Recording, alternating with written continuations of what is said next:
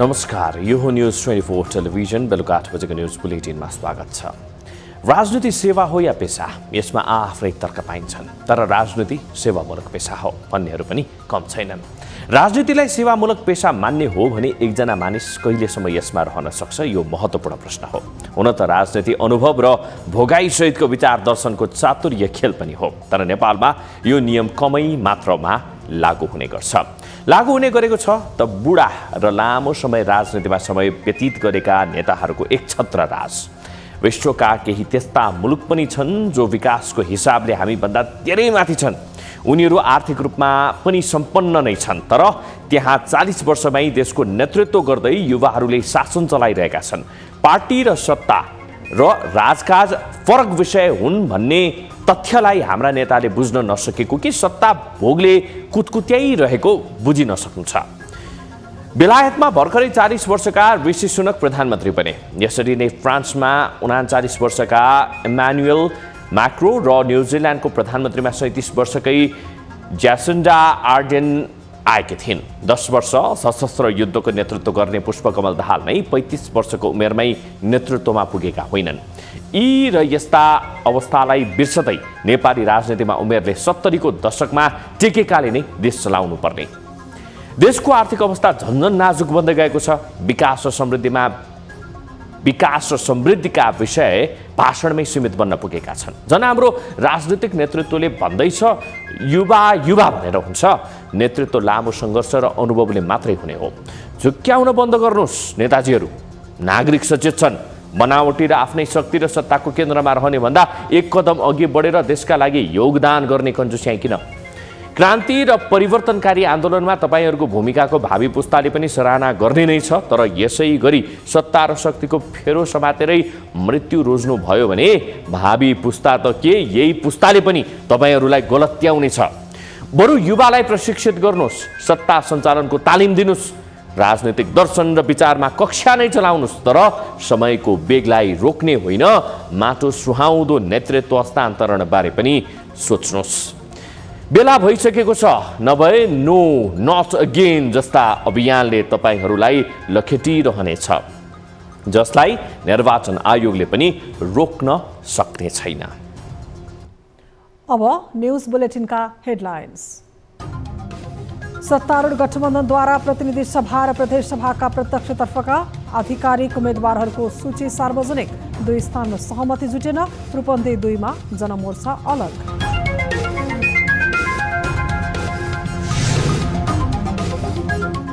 इज्जतका लागि पनि राप्रपा अध्यक्ष लिङदेनलाई जिताउनै पर्ने एमाले अध्यक्ष ओलीको जिकिर। आगामी निर्वाचनबाट राप्रपा राष्ट्रिय पार्टी बन्ने दाबी। चुनावी तालमेलले पार्टी राजनीतिमा तरङ्ग।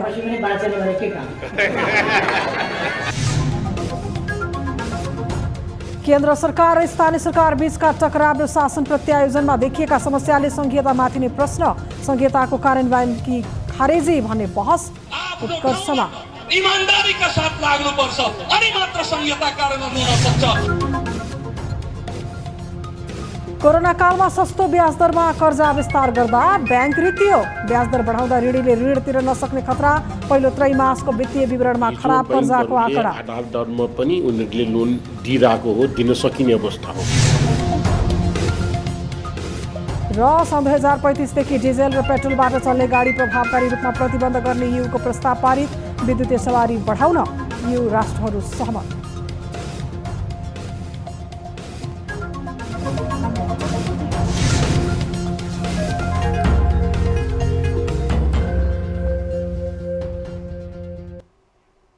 हामी निरन्तर न्युजमा छौं।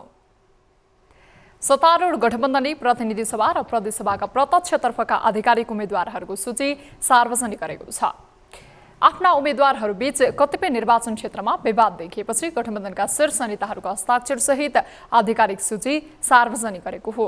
गठबन्धन दलहरूबीच काठमाडौँको 10 नम्बर निर्वाचन क्षेत्र, सर्लाही 2 लगायतका क्षेत्रमा गठबन्धन 2-2 जना उम्मेद्वार रहेका छन्। प्रतिनिधि सभातर्फ देशका 163 निर्वाचन क्षेत्रमा 4 दलबीच गठबन्धन भएको छ। लोकतन्त्र समाजवादी पार्टीसँग भने तराईका जिल्लाहरूमा तालमेल गरिएको छ। सर्लाही 2 मा गठबन्धनबाट महेन्द्र राय यादव र लोसपाका राजेन्द्र महतो उम्मेद्वार रहेका छन्। काठमाडौँ निर्वाचन क्षेत्र नम्बर 10 मा पनि गठबन्धनका 2 जना उम्मेद्वार मैदानमा छन्। कांग्रेसका राजन केसी र माओवादी केन्द्रकी अञ्जना विसङ्खे चुनावी प्रतिस्पर्धामा उत्रिएका छन्। दुवै उम्मेद्वारलाई आधिकारिक मानेर गठबन्धनले मित्रवत प्रतिस्पर्धा गर्ने जनाएको छ। यता रूपन्देही क्षेत्र नम्बर 2 मा भने सत्ता गठबन्धनको एउटा दल राष्ट्रिय जनमोर्चाले नेपाल मजदुर किसान पार्टीका उम्मेद्वारलाई समर्थन गर्ने भएको छ। यो क्षेत्रमा गठबन्धनका आधिकारिक उम्मेद्वार नेकपा एकीकृत समाजवादीका राजु गुरुङको उम्मेदवारी खारेज भएपछि गठबन्धनले जनमुक्ति पार्टीका उम्मेद्वारलाई समर्थन गर्ने निर्णय गरेको थियो। उक्त निर्णयपछि जारी विज्ञप्तिमा राष्ट्रिय जनमोर्चाका अध्यक्ष चित्रबहादुर केसीले समेत हस्ताक्षर गरेका थिए। तर केसीले शुक्रबार विज्ञप्ति जारी गरी जनमुक्ति केशव बहादुर थापालाई आफ्नो पार्टीले समर्थन नगर्ने जनाएका छन्। यो क्षेत्रमा प्रतिनिधि सभा सदस्यका लागि नेपाल मजदुर किसान पार्टीका उम्मेद्वार हरिसुन्दर बासेलाई आफूहरूको समर्थन रहेको केसीले स्पष्ट पारेका छन्। रूपन्देही 2 बाट एमालेका उपाध्यक्ष विष्णु पौडेल चुनावी मैदानमा छन्। सामाजिक सञ्जालहरूबाट राजनीतिक दलका नेताहरू विरुद्ध अभियान तीव्र पारेपछि निर्वाचन आयोगले रोक लगाएकोमा झनै असन्तुष्टि चुलिएको छ। उम्मेद्वारहरूको चुनिन पाउने अधिकार नै हनन हुने गरी सामाजिक सञ्जालको प्रयोग नगर्न आयोगले सचेत गराएको थियो। पटक पटक प्रधानमन्त्री भएका तथा वृद्ध भत्ता लिने उमेर हद पुगेका नेताहरू समेत चुनावमा होमिएको भन्दै त्यस्ता उम्मेद्वारहरू विरुद्ध सामाजिक सञ्जालमा अभियानहरू तीव्र पारिएपछि आयोगले सामाजिक सञ्जाल प्रयोगकर्ताहरूलाई कारबाहीको चेतावनी समेत दिएको छ। कसैप्रति लाञ्छना लगाउने, कसैप्रति पनि दुराग्रहपूर्ण अभिव्यक्ति दिने अथवा निर्वाचनमा उठेका उम्मेद्वारहरूको चुनिने अधिकारमाथि नै हनन हुने गरी सामाजिक सञ्जालको प्रयोग नगर्न आयोगले सचेत गराएको छ। दोषपूर्ण अभिव्यक्तिहरू निकाल्ने, कसैका चाहिँ नि उम्मेदवारहरूका तस्बिरमा इन्टु चिन्ह लगाउने हैन लगायतका विषयवस्तुहरूले अरूको अधिकार हनन हुन्छ। आयोगले उम्मेद्वारहरूमाथि गालीगलोज नगर्न, चरित्र हत्या गर्ने, अवहेलना गर्ने लगायतका अभिव्यक्ति नदिन पनि सम्बन्धित सबै पक्षलाई पुनः निर्देशन दिएको छ। छद्म नामबाट कसैले पनि उम्मेद्वारहरूको चरित्र हत्या गर्न नपाउने आयोगको भनाइ छ। सीमाभित्र बसेर मात्रै निर्वाचनमा खर्च गर्न पनि आयोगले उम्मेद्वारहरूलाई सचेत गराउँदै आएको छ। सम्बन्धित टेक कम्पनीहरूसँग सम्पर्कमै रहेकोले उनीहरूले सामाजिक सञ्जालमा गरेको खर्चको विवरण समेत लिइरहेको आयोगले जनाएको छ। टेक कम्पनीहरूसँग जुन अब सामाजिक सञ्जाल छन् तिनका कम्पनीहरूसँग आयोग सम्पर्कमा छ र आयोगले ती कम्पनीहरूसँग उम्मेदवारले गरेको खर्चको बारेमा विवरण लिइराखेको छ। उहाँहरूको लाइब्रेरीबाट तपाईहरुले पनि विवरण लिन सक्नुहुन्छ।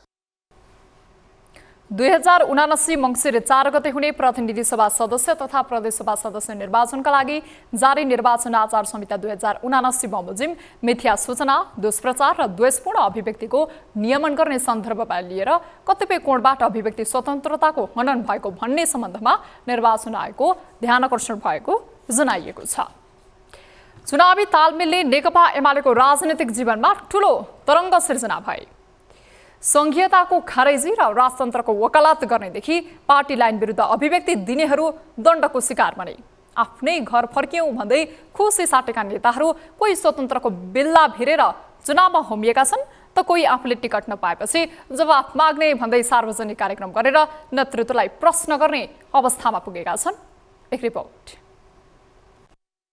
नेकपा एमालेका अध्यक्ष केपी शर्मा ओलीले भीम रावल, घनश्याम भुसाल सहितका नेताहरूलाई टिकट दिएनन्। रावल पार्टी नीति विरुद्ध अभिव्यक्ति दिने अराजक शैलीका नेता र भुसाल विपक्षीसँग गठबन्धनमा साँठगाँठमा रहेका कारण नै एमालेबाट उम्मेद्वार बन्न अयोग्य रहेको घोषणा गरिदिए। तर उनले भुसाल उम्मेद्वार सिफारिस भएको क्षेत्रबाट राप्रपालाई सघाउने निर्णय गरिदिए भने रावलको क्षेत्रमा माओवादी केन्द्र छाडेर एमालेमै रहेकालाई उम्मेद्वार बनाए।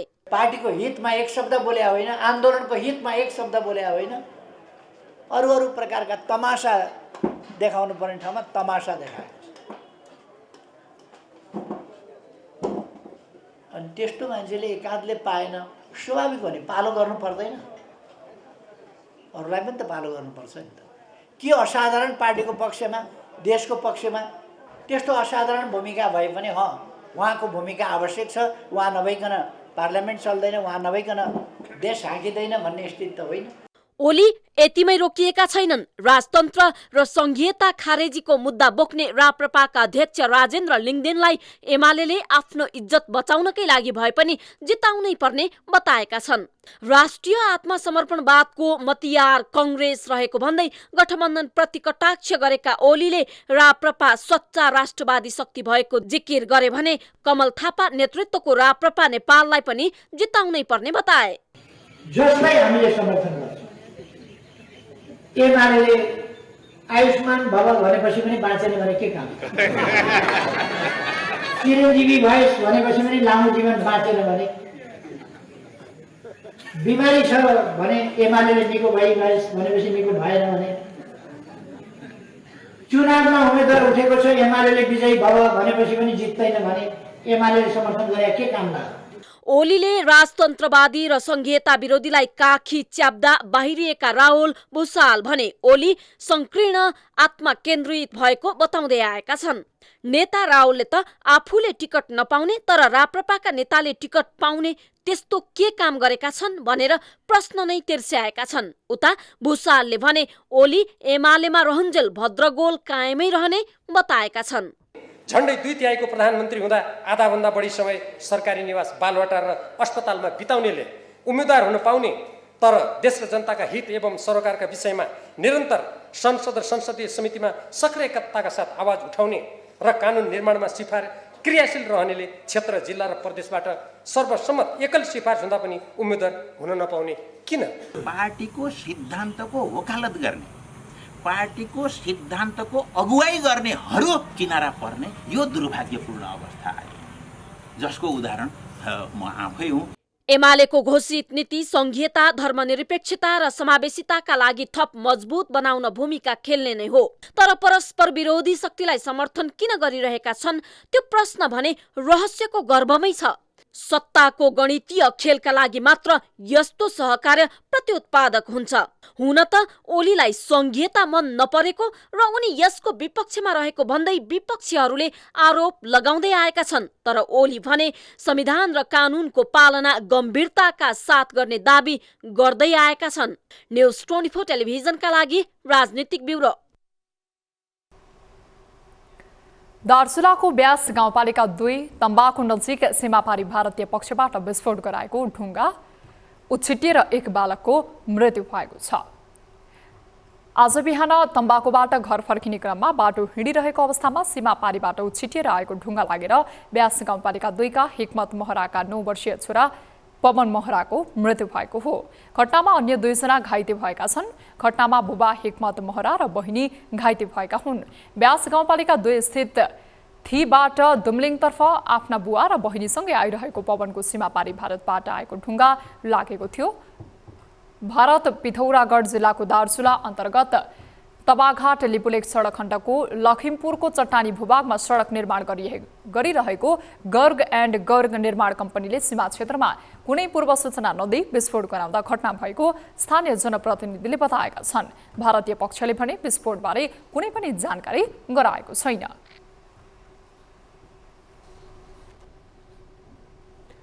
हामी निरन्तर न्युजमा छौं।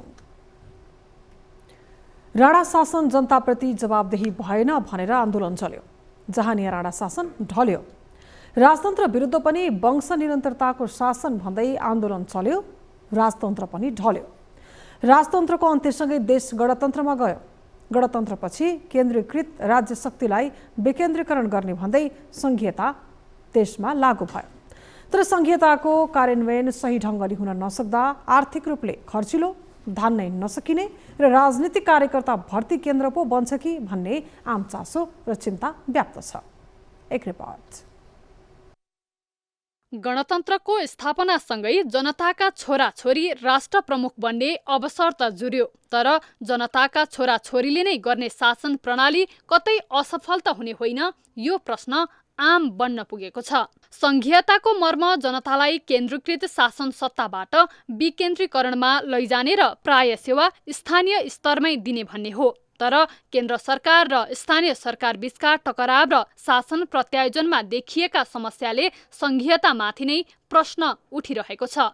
प्रदेश सरकारका प्रमुख तथा पूर्व प्रमुख नै संघीयताको कार्यान्वयनमा केन्द्रीकृत शासन सत्ताको धङधङ्गी रहेको भन्दै केन्द्र सरकारसँग गुनासो गर्दै आएका छन्।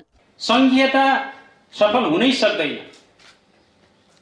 कर बढायो भने पनि संघीयताको कारणले, संरचनाहरू बढ्यो भने संघीयताको कारणले, प्रशासनिक निकायहरू बढ्दाखेरि पनि संघीयताको कारणले, जे कुरा गलत भएको छ सबै संघीयताको कारणले भएको छ भनेर जो बुझ्ने र व्याख्या गर्ने कुरा भएको छ, यहाँ समस्या देखिन्छ। हामी सबैले आफ्नो ठाउँबाट इमानदारीका साथ लाग्नुपर्छ, अनि मात्र संघीयता कार्यान्वयन हुन सक्छ, अनि मात्र सुखी नेपाली र समृद्ध नेपालको नारा चाहिँ फलीभूत हुन सक्छ, सफल हुन सक्छ। संघीयताको मर्म मुताबिक साँच्चै नै जान नचाह हो कि, आनाकानी गरे हो कि, नियत हो कि, या चाहिँ परिस्थिति हो कि, या बाध्यता हो कि, या गर्दा नसकेको हो कि, हामीले त्यहाँ चाहिँ हाम्रो प्रश्न त्यहाँतिर हो। त्यसकारणले यसमा पनि हामीले प्रश्न यसबाट उत्तर चाहिँ खोज्नुपर्ने छ। राजतन्त्रको बेला समेत 5 विकास क्षेत्रको संरचनामा विकेन्द्रीकृत शासनको अभ्यास नभएको होइन, तर राजतन्त्रको अन्त्यसँगै संघीयताको अभ्यासमा देश गए पनि आवश्यक कानुन निर्माण तथा संघीयतालाई केन्द्र सरकारले शाखाको रूपमा हेर्ने गरेको आरोप लाग्दै आएको छ। अझ केही दल तथा दलका शीर्ष नेताहरूले संघीयता खारेजीको मुद्दा चुनावी मसला बनाएका छन्। संघीयता नेपाली जनताको चाहना अनुसार नआएकोदेखि नेपालको तराई क्षेत्रलाई भारतको जिम्मा लगाउन संघीयता आएको टिप्पणी समेत गर्ने गरेका छन्। तराईलाई भारतको विलय गराउने योजनाका साथ संघीयता आएको तपाईले पत्याउनुहुन्छ। मुख्य योजना त तपाईले विषय जिल्लालाई तपाईले पहाडबाट अलग गर्नु, अलग गर्ने र तपाईले पहाड तराईलाई तपाईले उमा तपाईले भारतमा गाड्ने योजनाका साथ आएको। तर के भयो भन्दाखेरि तपाईले नेपाली जनताको विरोध भयो। तैपनि 20वटा जिल्लालाई पहाडबाट अलग गर्न सकेनन्, 8वटा जिल्ला त अलग गरेन। मतदाता किनेर प्रतिनिधि सभाको सदस्य हुने अनि आफू बिक्री भएर फेरि अर्को एउटा सांसदलाई प्रधानमन्त्री बनाउने अनि आफू फेरि पैसा खुवाएर मन्त्री हुने अनि आफू मन्त्री भएर देश लुट्ने व्यवस्था होइन। अब पूर्ण समानुपातिक संसद र पुरै देशवासी जनताले प्रत्यक्ष रूपमा चुन्न पाउने प्रत्यक्ष निर्वाचित प्रधानमन्त्रीको व्यवस्था देशमा लागू गरेर जानुपर्छ र त्यसको लागि वातावरण बनाउनुपर्छ। यही मौकामा संघीयता विरोधीहरूले प्रदेश खारेजीको अभियान नै चलाएका छन्। संघीयता देशका लागि बोझ नभई विकास निर्माणको मुख्य औजार भए पनि शक्तिको बाँडफाँड, आर्थिक अधिकार प्रत्यायोजन, स्थानीय स्रोतको परिचालन, तीव्र आर्थिक वृद्धि दरका लागि उचित कदम सहित संघीयताको कार्यान्वयनमा केन्द्र सरकारले हस्तक्षेप नभई सहयोगीको भूमिका भने निर्वाह गर्नै पर्छ। ओडा, नगरपालिका, प्रदेश र केन्द्र सरकारको अधिकारमा समन्वयात्मक भूमिका सहित अधिकारको सही प्रत्यायोजन नै संघीयता कार्यान्वयनको सही बाटो हो। न्युज 24 टेलिभिजनका लागि राजनीतिक ब्युरोको रिपोर्ट। तराईवासी हिन्दूहरूको महान पर्व छठ शुक्रबारदेखि विधिवत रूपमा सुरु भएको छ। व्रतालुले आज नहाए खाए विधि गरी छठ पर्वको प्रारम्भ गरेका छन्। नहाए खाए विधि कार्तिक शुक्ल चौथी तिथिमा गरिन्छ। कार्तिक शुक्ल तृतीयाकै दिन व्रतालुले उसिनेको चामल, कोदो, मुसुरो, माछा मासु सहित तामसी र राजसी भोजन परित्याग गरी अरबा अरबाइन भनिने विधिबाट पर्व सुरु गर्ने चलन छ। यसपालि तिथिको घटबडले शुक्रबार तृतीया र चौथी तिथि दुवैको भोग पर्नाले मिथिलाको लोक पर्व छठ शुक्रबारबाटै सुरु भएको हो। निरामिष सात्विक भोजन सुरु गरेर व्रत विधि सुरु हुने परम्परा छ। छठ प्रारम्भसँगै मिथिलाका धार्मिक महत्त्वका तलाउ र नदी परिसर बेहुली चाहिँ सिंगारिएका छन्। कार्तिक शुक्ल चौथीका दिन व्रतालुले पवित्र स्नान गरी व्रत संकल्प गरेर चोखो नितो खाने गर्छन्। यो विधिलाई मिथिलामा नहाए खाए भन्ने गरिएको हो। आज अरबा अरबाइन र नहाए खाए विधि गर्नुका साथै शनिबार कार्तिक शुक्ल पञ्चमीका दिन व्रतालुले खरना विधि गर्दछन्। खरनामा दिनभर निराहार व्रत बसी राति सक्खरमा पकाइएको अरबा चामलको खीर कुलदेवता र छठी देवीलाई चढाएर प्रसाद स्वरूप खाने प्रचलन छ। षष्ठी तिथिका दिन निराहार व्रत बसेर अस्ताउँदो सूर्यलाई अर्घ तथा सप्तमीका दिन बिहानै उदाउँदो सूर्यलाई अर्घ दिएर देखाइएपछि छठ पर्व सम्पन्न हुन्छ। महोत्तरीको भङ्गा नगरपालिका 8 पर्रियामा बिहिबार भएको झडपमा संलग्न समुदाय र स्थानीय प्रशासनबीच 8 बुँदे सहमति भएको छ। पर्रियामा हिन्दू वाहिनी सेना सम्राटबाट छठ पर्वको अवसरमा निकालिएको कलश तथा झण्डा यात्राको क्रममा दुई पक्षबीच झडप भएको हो। झडपमा 15 जना भन्दा धेरै घाइते भएका थिए। घटनापछि स्थिति नियन्त्रण बाहिर जान नदिन भन्दै स्थानीय प्रशासनले बिहिबार 4 बजेदेखि स्थानीय स्तरमै कर्फ्यू आदेश जारी गरेको थियो। शुक्रबार बिहान जिल्ला प्रशासन कार्यालयमा भएको छलफल गरी सहमति गरेपछि दुवै पक्षबाट सद्भावका लागि अपिल गरिएको महोत्तरीका प्रमुख जिल्लाधिकारी दीपक कुमार पहाडीले जानकारी दिए। घटनामा भएको धनजनको क्षतिको विवरण सङ्कलन गरी क्षतिपूर्तिको लागि सिफारिस गर्न टोली गठन गर्ने, घाइतेको उपचारको लागि आवश्यक व्यवस्था मिलाउन गृह मन्त्रालयलाई अनुरोध गर्ने सहमति भएको छ। त्यस्तै घटनाको छानबिनका लागि उच्चस्तरीय टोली गठन गर्न गृह मन्त्रालयलाई अनुरोध गर्ने, घटनामा संलग्न दोषी पत्ता लगाई कानुनी प्रक्रिया अघि बढाउने सहमति पनि भएको छ। न्युजहरू अझै बाँकी छन्, अब पालो ब्रेकको।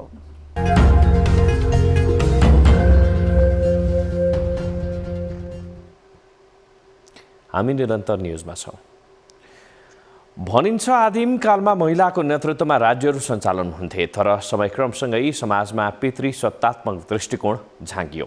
यो क्रम यसरी बढ्यो कि महिलालाई केवल चुलोको चौघेरामा बन्द गर्ने प्रवृत्तिले थिचेर उठ्नै नसक्ने बनायो। अवस्था चरम भएपछि थुप्रै सङ्घर्ष पश्चात महिलाले राज्य सञ्चालनमा पकड जमाउन थाले। अहिले राज्य सञ्चालनदेखि हरेक क्षेत्रमा निश्चित प्रतिशतका आधारमा महिलाको प्रतिनिधित्व अनिवार्य गरिएको छ। तर अहिले फेरि ठुला भनिएका राजनैतिक दलहरूले नै घुमाउरो बाटोबाट पुनः महिला प्रतिनिधित्व खुम्च्याउन थालेका छन्। एक रिपोर्ट। नेपाली राजनीतिमा यस्तो मन परी छ कि यहाँ न त नैतिकताको आधार छ न कानुनको, तर पनि घाँटी धोद्रो हुन्जेल नेताहरू भाषण गर्न हिचकिचाउँदैनन्। समानुपातिक सहभागिता, महिला समावेशिता लगायतका पक्ष हाम्रो पार्टीको प्राथमिक एजेन्डा हो भन्दै, तर यो वा त्यो बहानामा महिलालाई खुम्च्याउन उद्यत छन् चल्ता पुर्ताका राजनीतिक दलहरू नै।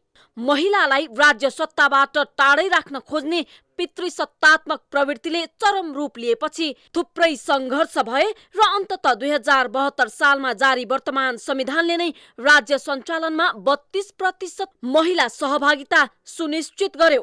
तर के गणतन्त्र स्थापना पश्चात महिलाको राज्य सत्तामा सहभागिता सुधार भएको छ त? राजनीतिक दलहरूले महिलालाई राजनीतिमा साथ दिएका छन् त? यो अहिलेको अहम प्रश्न हो। उत्तर सतहमै छर्लङ्ग छ। सत्ताको चास्नीमा रमेका राजनीतिक दलहरूलाई जसरी पनि सत्ता हत्याइरहनु छ। सत्ता बाहिरका दलहरूको ध्यान पनि महिलातिर होइन, सत्ताकै कुर्सीमा छ। ठूला दल भनिनेहरूका नेतृत्वकर्ताहरूको यो त्यो अनेकन तिक्रमबाजीले महिलाहरूमाथि सरासर अन्याय गरेको तथ्य गएको स्थानीय तहको निर्वाचनमा सहभागी महिला र आउँदो मङ्सिर 4 गते हुने निर्वाचनमा सहभागी हुने महिलाको सङ्ख्याले प्रष्ट गर्छ। घट्दो क्रममा महिला प्रतिनिधित्व। 2064 सालमा 101 सदस्यीय संविधान सभा निर्वाचनबाट महिला प्रतिनिधित्वको अवस्था, प्रत्यक्षतर्फ 30, समानुपातिक निर्वाचन प्रणालीतर्फ 161 र मन्त्री परिषदद्वारा मनोनित 6 जना। 2064 सालमा जम्मा महिला प्रतिनिधि 197। 2070 सालको दोस्रो संविधान सभा निर्वाचनबाट महिला प्रतिनिधिको अवस्था, प्रत्यक्षतर्फ 10, समानुपातिकतर्फ 159 र मन्त्री परिषदद्वारा मनोनित 4। 2070 सालमा जम्मा महिला प्रतिनिधि 176। 2074 सालमा भएको प्रतिनिधि सभा निर्वाचनबाट महिला प्रतिनिधिको अवस्था, 275 सदस्यीय तल्लो सदनमा प्रत्यक्षतर्फ 6 र समानुपातिकतर्फ 84 जना। 2074 मा तल्लो सदनमा जम्मा 90 जना महिला प्रतिनिधि। यो तथ्याङ्क हेर्दा प्रष्टै छ महिला जनप्रतिनिधिको अवस्था घटिरहेको छ। अझ यस पटक त दलहरूले सत्ता भर्याङका लागि गरेको गठबन्धनले नेत्रीहरूलाई करिब करिब सती पठाएसरी देखिन्छ।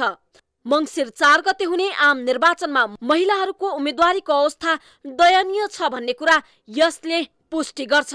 यस्तो छ 2079 मङ्सिर 4 को निर्वाचनमा महिला उम्मेदवारको अवस्था, प्रतिनिधि सभातर्फ जम्मा उम्मेद्वारीको 9.30% महिला उम्मेद्वारी, प्रदेश सभाहरूतर्फ जम्मा उम्मेद्वारीको 8.54% महिला उम्मेद्वारी। यो तथ्याङ्कले प्रष्टै देखाउँछ कि सत्ताको भर्याङ बनाउने ध्याउन्नमा संविधानको नै खिल्ली उडाउने गरी राजनीतिक दलहरूले महिलालाई विभिन्न बहानामा चुनावी प्रतिस्पर्धामा समेत आउन रोक लगाएका छन्। यस विरुद्ध एकाध आवाज उठे पनि यस्ता आवाजहरू सङ्गठित भएका छैनन्। यसले महिलाका प्राप्त उपलब्धि गुम्ने जोखिम मात्र होइन, महिलालाई आवश्यकता परेका बेला बाजी पोल्टामा पार्न निकालिने तासको कार्ड जस्तै प्रयोगमा ल्याउने प्रवृत्ति झाङ्गिने वातावरण बन्दै गएको छ। न्युज 24 टेलिभिजनका लागि राजनीतिक ब्युरो। नेपालमा थप 14 जनामा कोरोना भाइरसको संक्रमण पुष्टि भएको छ। देशभर 924 जनाको नमुना परीक्षण गर्दा 14 जनामा संक्रमण पुष्टि भएको स्वास्थ्य तथा जनसङ्ख्या मन्त्रालयले जनाएको छ। मन्त्रालयका अनुसार PCR विधिबाट 12 तथा एन्टिजेन विधिबाट 4 जनामा संक्रमण पुष्टि भएको हो। यही अवधिमा थप 29 जना कोरोना संक्रमण मुक्त भएका छन्।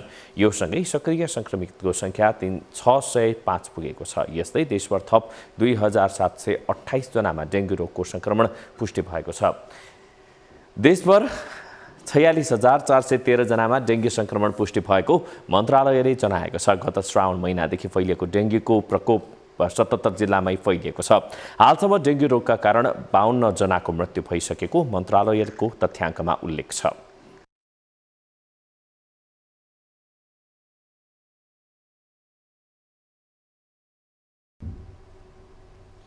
हामी निरन्तर न्युजमा छौँ।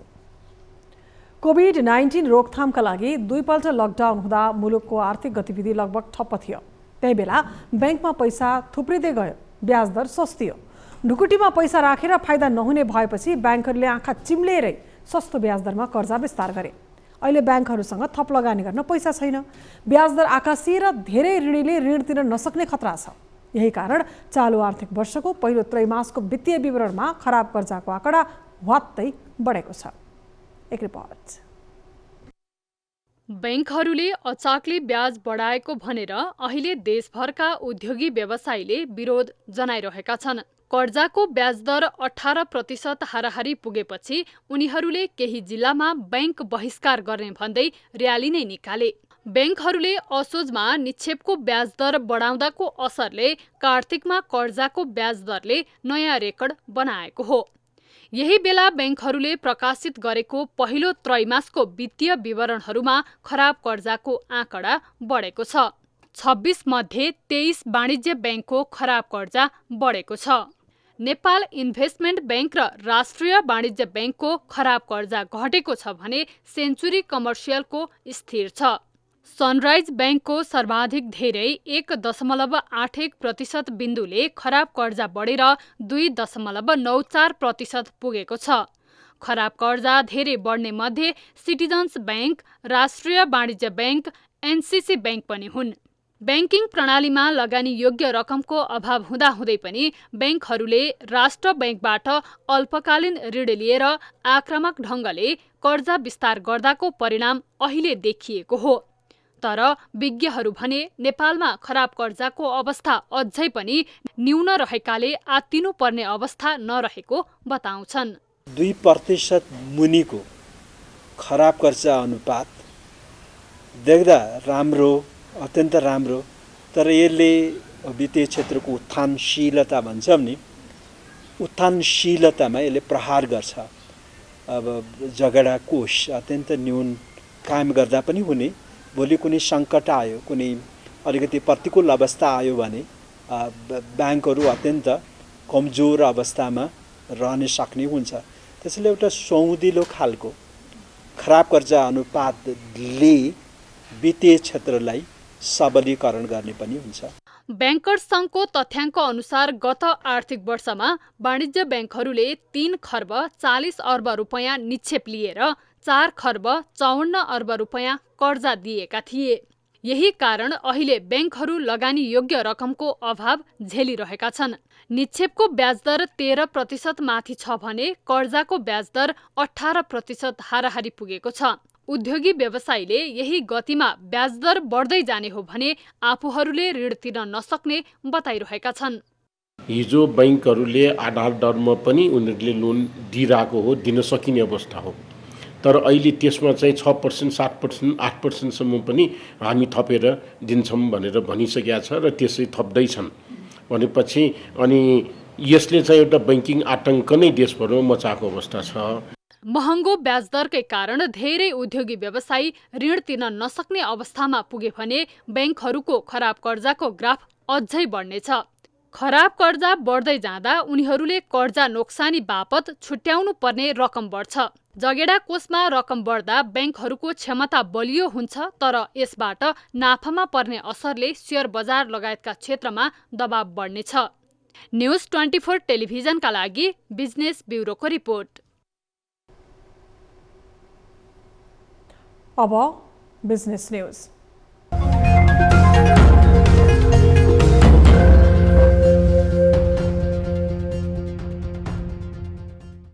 अमेरिकी डलरको तुलनामा युरोपेली मुलुकको साझा मुद्रा युरो मजबुत बनेको छ। 2 महिनादेखि लगातार उकालो लाग्दै आएको अमेरिकी डलरको मूल्य एक सातादेखि करिब स्थिर छ। बिहिबार र शुक्रबार अमेरिकी डलरको तुलनामा युरोको मूल्य बढेको हो। नेपाल राष्ट्र ब्याङ्कले शुक्रबारका लागि तोकेको मूल्य अनुसार 1 अमेरिकी डलर खरिद गर्न 132 रुपियाँ 29 पैसा तिर्नु पर्दछ। बिहिबार 1 युरोको बिक्री दर 132 रुपियाँ 92 पैसा तोकिएपछि युरोले अमेरिकी डलरलाई जितेको हो। नेपाल राष्ट्र ब्याङ्कले शुक्रबार 1 युरोको नेपाली मूल्य 132 रुपियाँ 78 पैसा तोकेको छ। अमेरिकी केन्द्रीय ब्याङ्क फेडरल रिजर्भले त्यहाँको सरकारी ऋणपत्रको ब्याज दर बढाइदिएपछि सुरक्षित लगानी खोज्ने संसारभरका लगानीकर्ताले आफ्नो लगानी अमेरिकामा केन्द्रित गरेका कारण 2 महिनादेखि युरोको तुलनामा अमेरिकी डलर महँगिएको थियो। अमेरिकी डलर र युरोको मूल्यमा वृद्धि हुँदा हाम्रो जस्तो आयातित अर्थतन्त्रमा दबाव पर्ने गर्दछ। विप्रेसन र पर्यटनमा केही सकारात्मक असर पार्ने भए पनि अधिकांश वस्तुको उपभोग आयात गरेरै गर्नुपर्ने भएकाले विदेशी मुद्राको मूल्य बढ्दा अर्थतन्त्र दबावमा पर्ने गरेको हो।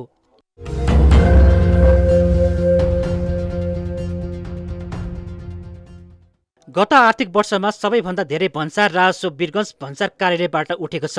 वीरगञ्ज भन्सारले भन्सार राजस्व असुलीको लक्ष्यमा एकले 40% भन्दा बढी योगदान गरेको हो। भन्सार विभागका अनुसार वीरगञ्ज भन्सार कार्यालयले गत वर्ष 2 खर्ब 4 अर्ब राजस्व असुली गरेको थियो। दोस्रो धेरै राजस्व उठाउनेमा भैरवा भन्सार कार्यालय रहेको छ। उसले लक्ष्यको 22.88% अर्थात् 1 खर्ब 15 अर्ब सङ्कलन गरेको थियो। तेस्रो धेरै राजस्व उठाउनेमा वीरगञ्जको सुक्खा बन्दरगाह, चौथोमा विराटनगर भन्सार र पाँचौँमा नेपालगञ्ज भन्सार कार्यालय रहेका छन्।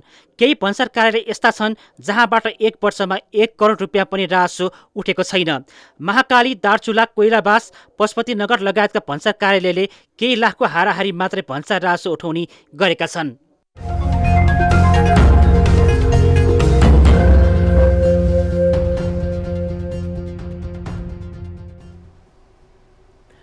न्युजहरू अझै बाँकी छन्, अब पालो ब्रेकको।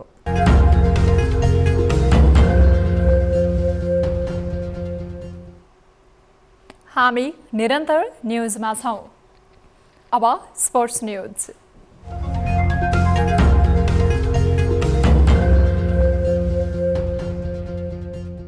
साफ अन्डर 15 महिला साफ च्याम्पियनसिपका लागि बङ्गलादेश जाने टोलीको विदाई गरिएको छ। शुक्रबार अखिल नेपाल फुटबल संघ एन्फाले नेपाली टोलीलाई विदाई गरेको हो। राष्ट्रिय खेलकुद परिषद राखेपका सदस्य सचिव टङ्कलाल घिसिङ, एन्फा अध्यक्ष पङ्कज विक्रम नेमाङले टोलीलाई विदाई गरेका हुन्। विदाई गरिएको नेपाली टोली शनिबार बङ्गलादेश प्रस्थान गर्नेछ। बङ्गलादेशमा अन्डर 15 महिला साफ च्याम्पियनसिप नोभेम्बर 1 देखि 11 तारिकसम्म हुनेछ। प्रतियोगितामा 3 देश नेपाल, बङ्गलादेश र भुटानले प्रतिस्पर्धा गर्नेछन्। T20मा एमसीसी वुमेन्सलाई क्यान 11 महिला टोलीले पराजित गरेको छ। शुक्रबार पोखरा क्रिकेट रङ्गशालामा क्यान 11ले 19 रनले जित निकालेको हो। क्यान 11ले दिएको 100 रनको लक्ष्यसहित जवाफी ब्याटिङ गरेको एमसीसी 19 ओभर 4 बलमा अल आउट हुँदै 78 रनमा समेटियो। एमसीसीका लागि एलिजा हवार्डले अभिजित 20 र एबी व्हाइब्रोले 19 रन जोडिन्। यस्तै क्यान 11 की कप्तान रुबिनाले ह्याट्रिक सहित 5 विकेट लिन्। त्यसैगरी कविता कुँवर र नेरी थापाले 2-2 तथा सीता राणा मगरले एक विकेट हात पारिन्। त्यसअघि टस जितेर पहिले ब्याटिङ गरेको क्यान 11ले 20 ओभरमा 9 विकेट गुमाएर 49 रन बनाएको थियो। क्यान 11का लागि नेरी थापाले 18 रन जोडिन्। सम्झना खड्का र कविता कुँवरले समान 17 रन जोड्दा सुमन खतिवडाले 19 रन बनाइन्। एमसीसीका लागि राचेल पोटेलले 3 तथा रिया र अमान्डाले 2-2 विकेट लिए। क्यान 11 र एमसीसी बीच शनिबार 40 ओभरको खेल हुनेछ। अब वेदर अपडेट।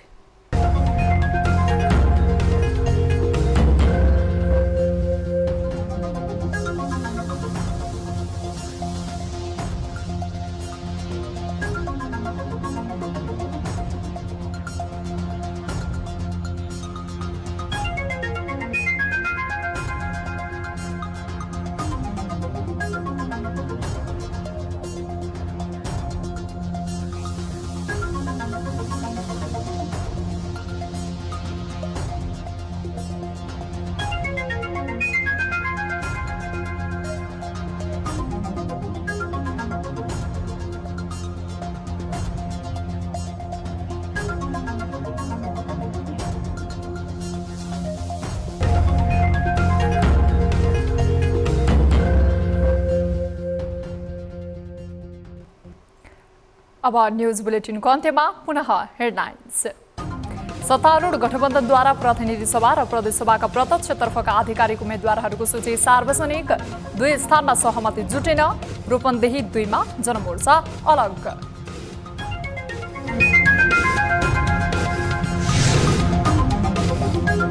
इज्जतका लागि पनि राप्रपा अध्यक्ष लिङदेनलाई जिताउनै पर्ने एमाले अध्यक्ष ओलीको जिकिर। आगामी निर्वाचनबाट राप्रपा राष्ट्रिय पार्टी बन्ने दाबी। चुनावी तालमेलले पार्टी राजनीतिमा तरङ्ग।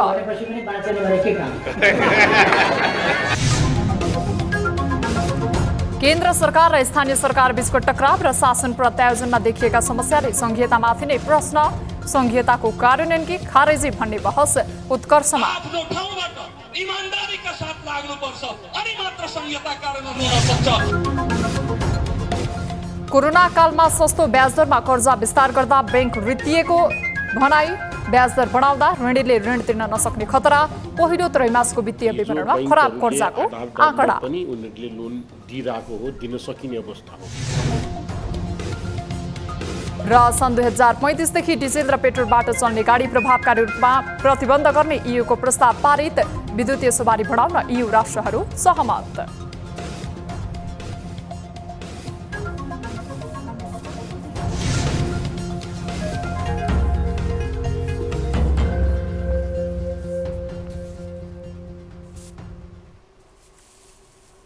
बेलुका 8 बजेको न्युज बुलेटिन अहिलेलाई यति नै।